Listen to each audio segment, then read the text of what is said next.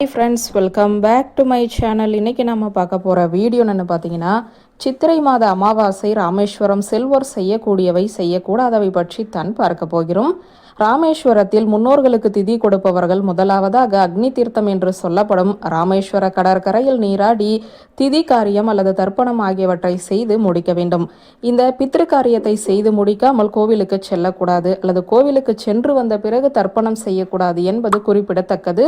பின்னர் மீண்டும் அக்னி தீர்த்தத்தில் நீராடி ராமேஸ்வரம் கோவிலில் உள்ள 22 தீர்த்தங்களில் நீராடிய பிறகு ஆடைகளை மாற்றிக்கொண்டு சுவாமி தரிசனம் செய்யலாம்.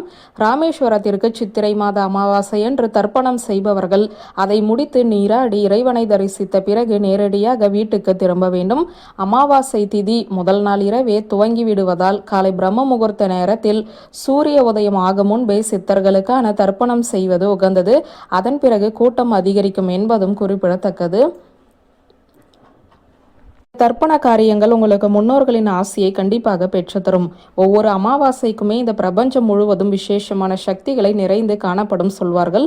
அமாவாசை போல பௌர்ணமியிலுமே பிரபஞ்ச சக்தி அதிகரித்து காணப்படும். அமாவாசையில் வழிபடும் வழிபாட்டு முறைகள் விசேஷமான பலன்களை கொடுக்கின்றன.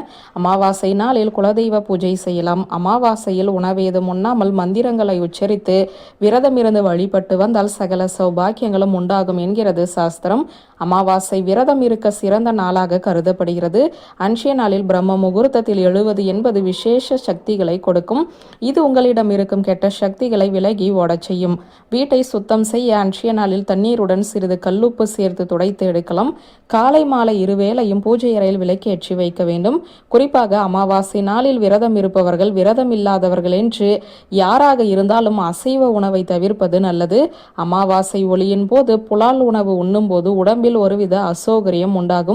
இது அறிவியல் ரீதியாகவும் உண்மை என்பதால் அமாவாசை தினத்தில் அசைவ உணவு உண்ணாமல் இருப்பதுதான் நல்லது. மேலும் அதில் பூண்டு வெங்காயம் போன்ற பொருட்கள் சேர்த்த சைவ உணவையும் தவிர்க்க வேண்டும். அமாவாசை தினத்தில் சாப்பிடக்கூடாத பொருட்கள் இதுதான். வீட்டில் நேர்மறையாற்றல்கள் அதிகரிக்க நாளைய நாளில் மந்திர ஸ்லோகங்களை உச்சரிப்பது அல்லது ஒலிக்க விடுவதும் நல்லது.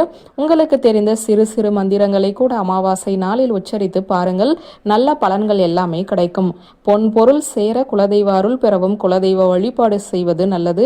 ஒரு மண்பானையிலோ அல்லது செம்பு பித்தளை கலசத்தில் தண்ணீரை வைத்து பூஜை அறையில் வையுங்கள். அதில் குலதெய்வத்தை நினைத்து ஆவாகனம் செய்து கொள்ளுங்கள். அதன் பிறகு விளக்கேற்றி தீப வழிபாடு செய்வது குலதெய்வ வழிபாட்டை நிறைவு செய்கிறது. உங்களால் முடிந்தால் நெய்வேத்தியம் வைத்து வழிபடுங்கள். அப்படி இல்லை என்றால் சிறிதளவு கற்கண்டு வைத்து வழிபடுங்கள். வியூவர்ஸ், இந்த வீடியோ உங்களுக்கு பிடித்திருந்த லைக் கமெண்ட் ஷேர் பண்ணுங்க. நன்றி.